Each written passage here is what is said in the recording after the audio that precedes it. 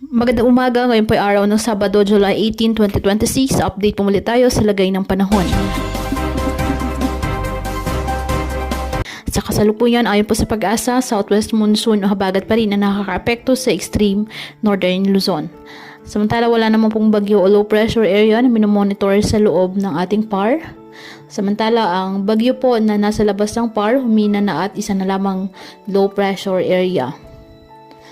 Sa ngayon, dulot po ng nasabing southwest monsoon, nasahan ang bahagyang maulap hanggang sa maulap na kalangitan na may kalat-kalat na mga pag-ulan, pagkilat at pagkulog dyan sa Ilocos Norte, Ilocos Sur, Abra, Batanes at Babuyan Islands. At ang nalalabing bahagi ng bansa kasama ng Metro Manila, apektado po ng mga localized thunderstorms. Stay safe and God bless.